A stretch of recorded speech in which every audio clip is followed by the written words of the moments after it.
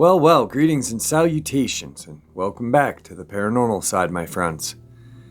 Before we get into this upload, a couple links. As you know, I rely on Patreon, PayPal, and my merch to help the channel to continue to grow and go.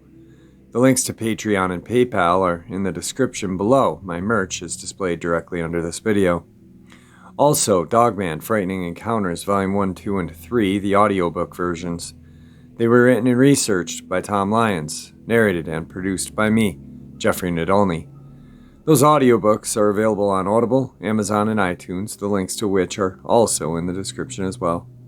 Now, everyone, I have taken far too much of your time. Let's take a walk on the paranormal side. Shall we? We're going to start the paranormal side out with a Dogman encounter from Hartford County, Maryland. On Monday, October 18th of 2021, midday, I took my 7 and 2.5-year-old sons to a state park about 1.5 miles up the road from our house. Rocks State Park, Hidden Valley area. The park is small, 4 parking spots, and a 1/2 mile trail that follows the creek.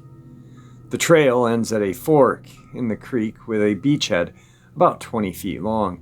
6 people would definitely be a crowd. So both of my sons are familiar with the park, as it's in rotation to the 3 parks we choose to go on our little hikes once a week. The trail is moderate with some inclines, natural obstacles, and occasional narrowing due to lack of maintenance.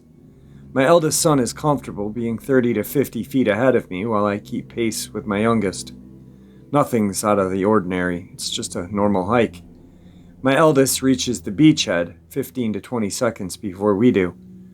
We approach the creek beach, and my youngest is on my left, starting to mess with rocks and throw them into the creek. My oldest is 10 to 15 feet to my right, messing around, throwing rocks into the water as well. I bend down to cuff my pant leg, and I hear a blood-curdling scream from my eldest. I look up at him, and he is screaming, falling backwards, feverishly kicking his legs. I follow his line of sight across the creek. Perched on a flat rock is an animal I cannot understand. It was no more than 20-25 feet away, and its dimensions seemed so large. It looked as if it could leap that creek in one stride. A barrel chest with clearly defined pectoral muscles, shoulders, and biceps, no different than a man's, just a lot larger. Bulging eyes and a stubby snout like a hyena. It looked as if it was in a sprinter's starting stance, not an animal on all fours. Its thighs and hind end were noticeably large. The mass of this animal was just unnatural. The ears faced forward with hair tufts on the side and tops of its head. The face looked as if it was on high alert, similar to when your dog has quick head movements because you're going to throw its ball. It kept switching between my son screaming, falling backwards into the trail, running away, and me screaming, picking up my other son. As I'm frantically trying to get between it and my first son, it almost looks as if it was in a lunging position, that or backing up. My perception was head-on before turning into the trail. I get to him, and we're out of direct sight. I yell at my first son to run. The weirdest thing would happen. The 7-year-old would start sprinting and crying, and after 30 feet, he would turn around, almost in a complete daze, not understanding what was happening. Then I'd have to yell to him for him to keep running. He would run, cry, stop, dazed. This happened 3 times. I still don't understand how shock or fear could do that. Thankfully, the animal did not follow us down that trail. The thoughts going through my head I would not wish on my enemies. It was the only time in my life where I knew I could not protect my children. The buck knife on my hip was no better than a pillow. The moment I told my 7-year-old that he may have to take his younger brother's hand and get back to the car as fast as possible has left a scar deeper in my mind than this unexplainable animal. Even though there is no mistaking what I witnessed, it doesn't matter. Trying to explain this to anyone is pointless. I like to think I am considerably self-aware. I can't understand why my mind is forcing itself to debunk what I saw. I was undoubtedly afraid, but my focus was crystal clear. Kids safe at all costs. I was laser focused on my surroundings and what was in it. None of my emotions distorted my vision or made me misinterpret my surroundings. That is horrifying. I cannot even imagine what that parent was going through. I am inviting that person to come onto the show to share their encounter so we can hear what they went through. And I also feel like it could help them sharing and getting some positive feedback from you guys. So hopefully they agree to come on. Today's second experience on the paranormal side is a legend that is known throughout Tennessee and most of the world. This legend is the,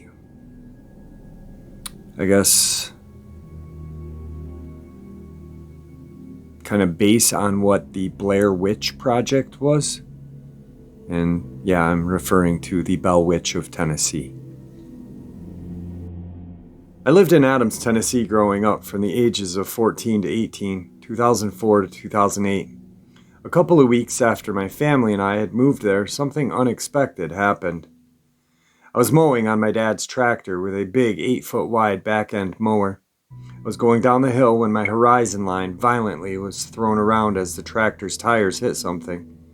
I disengaged the mower, pulled the tractor around at the base of the hill I had just gone down. My blood went cold as I looked up through the swath I had just cut. Like a buzzer going down the middle of someone's head, making a lane in the grass. In that lane were 4 Native American burial graves. My parents started reaching out to anyone who might be able to help us identify the graves.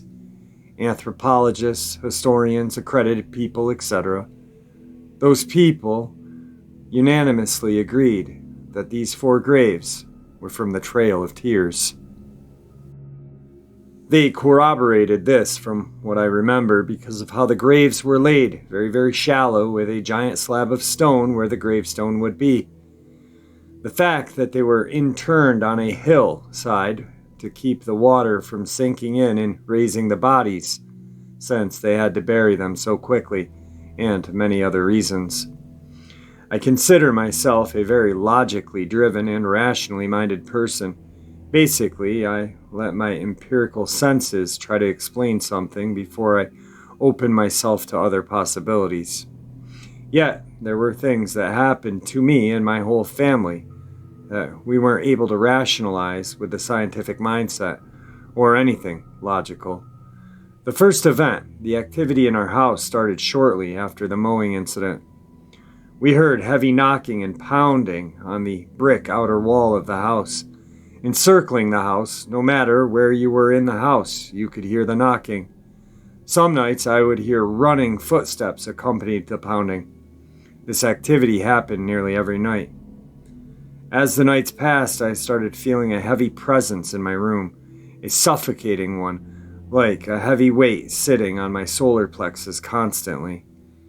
Whatever was happening decided to latch onto me. The second event, things continued to escalate. One night I was letting my golden retriever outside. We had a ranch-styled house overlooking the Red River. The door we were exiting was on the back side of the house facing the river. As I open the door, I start hearing faint whispering, something akin to leaves being blown, scratching across the ground. I looked up at the trees to see if the wind was blowing. Everything was perfectly still. It was fall in Tennessee, so tons of leaves on the ground. They weren't moving as well. The scratchy, blowing leaf noise continued, but as it continued, it grew closer and louder. It sounded like a language of some sort. Like, how do you imagine an incantation or something nefarious in the tone of the sound? I looked down at my golden retriever. All of the hair on her back was standing up, and she was snarling like a rabid wolf. yet not barking, just kind of frozen in a fear response. I started getting extremely nauseous, and I could smell sulfur. I was completely frozen when my dog launched herself through the door's threshold and started gnashing her teeth, midair, snarling and chomping. The voices were now coming from directly in front of me. I could hear them as if someone was standing there a foot or two away. I grabbed my dog midair and pulled her inside quickly, slamming the door and threw the deadbolt in place. The door and frame shook violently as a vicious pounding started hammering on the threshold. I ran with my dog to the center of the house, flipping on every light along the way.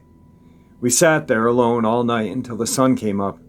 Ginger, my golden retriever, laid across my lap the entire night, pressing into me while she whimpered for hours. All I could do was pet her to try to calm her down, which also helped me calm down and regulate. This was impossible, though, the entire night until sunrise. The back door was thumping. The third event happened when I was coming home from football practice. I had all of my gear in a gym bag on my left shoulder. This is important because of how I entered the house. As I closed the door behind me, I began setting down my gear bag from the left side, which caused me to look and turn right.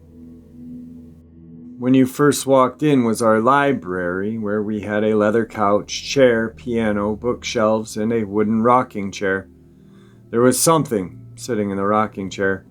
My peripheral vision caught it first. The chair was going back and forth.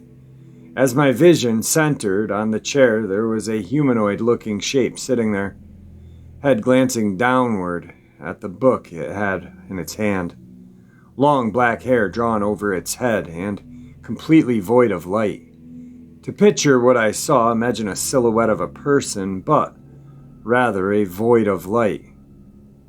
The light coming in around the edges of it seemed to be eaten up by the presence/void as the light spilled over the contoured edges of this humanoid shape, like how black holes are visualized, almost exactly. It felt like I had jumped off a bridge into icy cold water. I blasted myself backwards against the door, screaming, and I fell down. As I was falling, I saw the void blur suddenly as it shot across the walls of the house and out through the huge bay window overlooking the river. My golden retriever was in the next room, and she sprinted to chase the shadow across the walls, barking and clawing at the walls. After it left through the window, my dog came to me and laid on my lap until my parents got home. The fourth event, I was fishing with my cousin Jack on the river by our house. We were right on the bend of the river, so the moon would be shining on both sides of the river, racing out of two lanes, like a 90-degree angle from the house. Super beautiful when you weren't on the edge. The reason I bring this up, there was a lot of light on the river that evening. Jack was about 10 or so at the time. He reached up and tapped me. "Does that lady need help?" I looked to where he was pointing, and there was a pale lady, dressed in white clothes, going back and forth picking up stones just to the left of us across the river.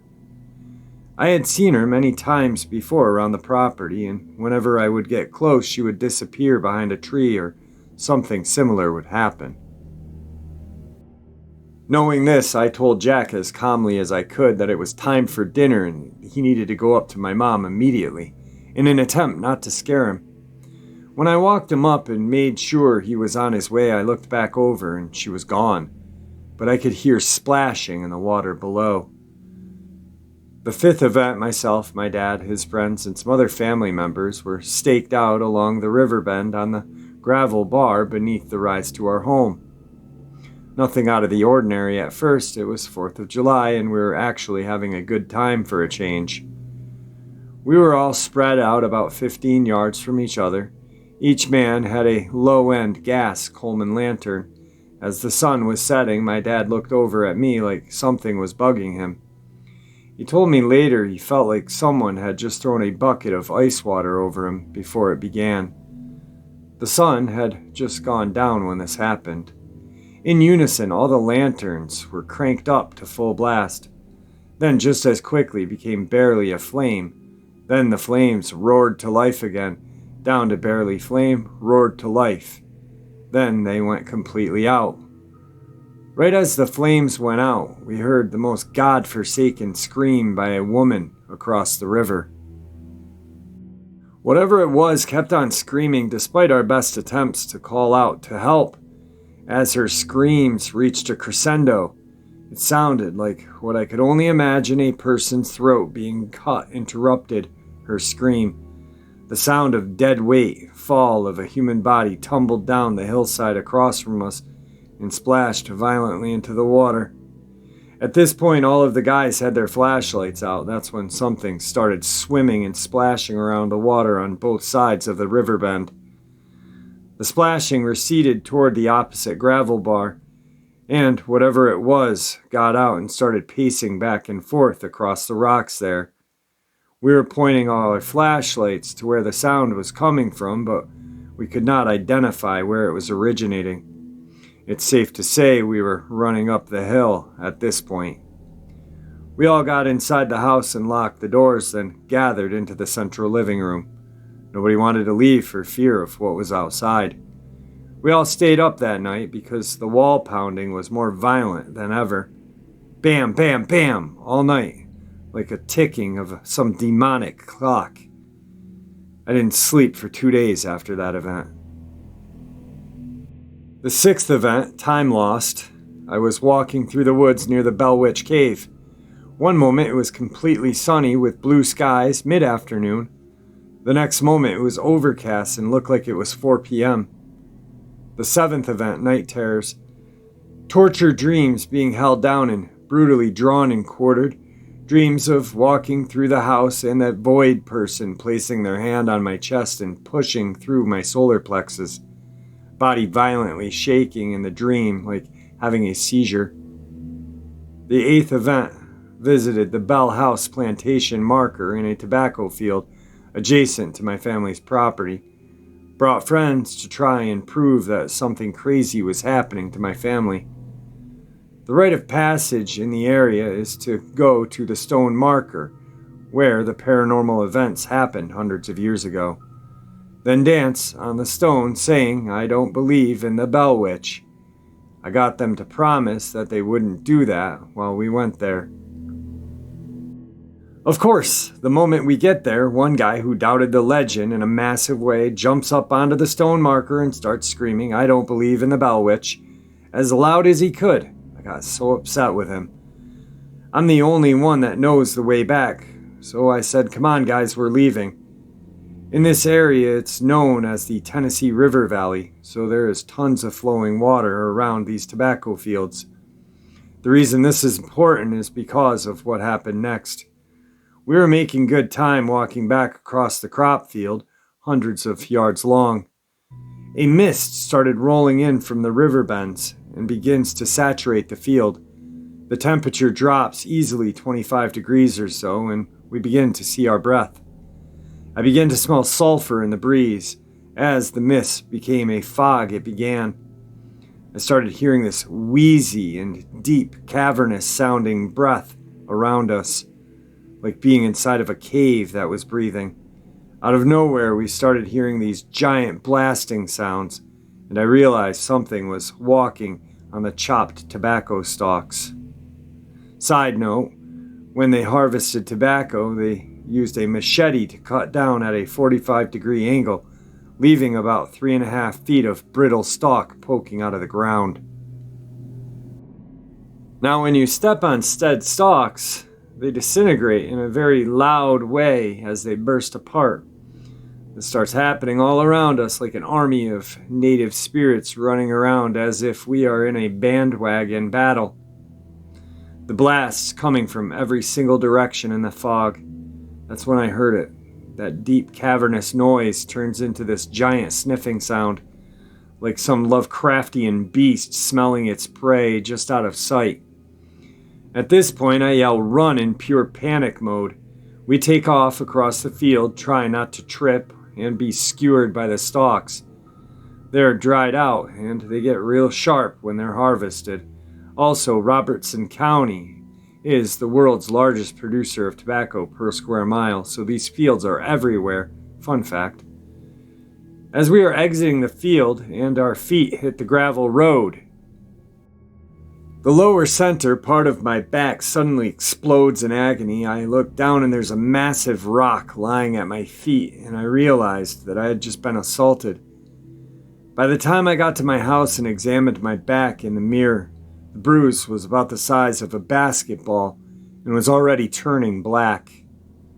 The last event, well, the last large event. Woke up outside about 3 in the morning. I was lying next to the 4 gravestones on the property. The night was awfully cold, but I woke up soaked in sweat. We lived there for so long that I have many events to share, process, and would be willing to have discussions about my time there. It's really hard for me to talk about this stuff without re-traumatizing myself, but my friends and family are encouraging me to share my experiences with like-minded people, so I can try and find peace surrounding my trauma. I've also reached out to this person to see if they'd be willing to come on and share their events while living in the Bell Witch area. I told them that it is a safe place to share, and that they would probably receive a lot of positive feedback on hopefully helping them heal with the trauma that they endured while living there.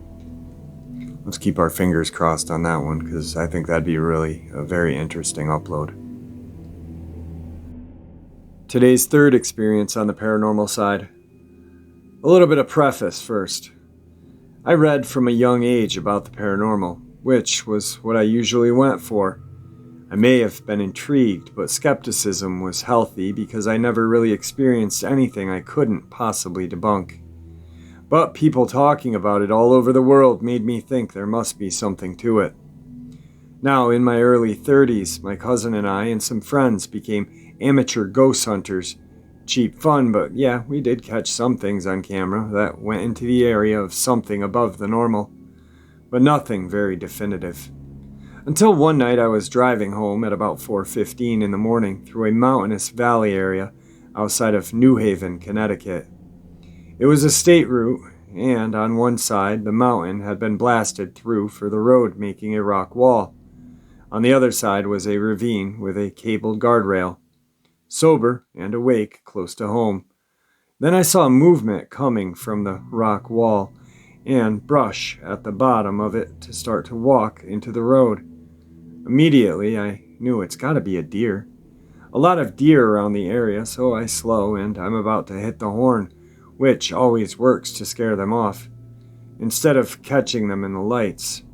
Foot off the gas, car slowing down, I get very confused, because it never resolves into being a deer or taking shape of a deer, just a charcoal gray swirl. The outline of it's charcoal gray, like a static from an old TV tube. Its center was black as ink, no shape of arms or legs or head, just an upright form. I wasn't afraid or felt any fear. I was just perplexed. The car is still slowing down, then eyes turned up and towards me, silvery, white, and long. The only distinction I can honestly say I saw was that they seemed to get wider, as if I caught it unaware. In the briefest moment, it slipped over the rail and went down into the ravine.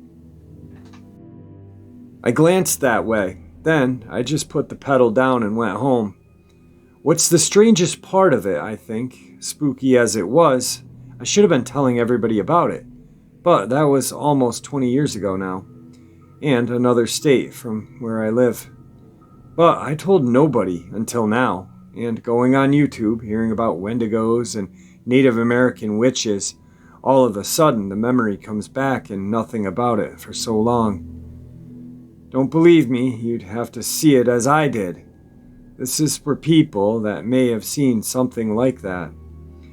I don't believe in things they talk about in creepypastas, but I definitely have a notion of what I saw that night. And that, my friends, is a person that I can have a conversation with. They obviously did their homework because, as a lot of you know, Native American side that I have in me, I have studied a lot of spooky stuff about Mohawk Algonquin culture, the First Nation. And a lot of you know I get perturbed when people say I was chased by a Wendigo in North Carolina, or I saw a Wendigo in Texas, and it had deer horns.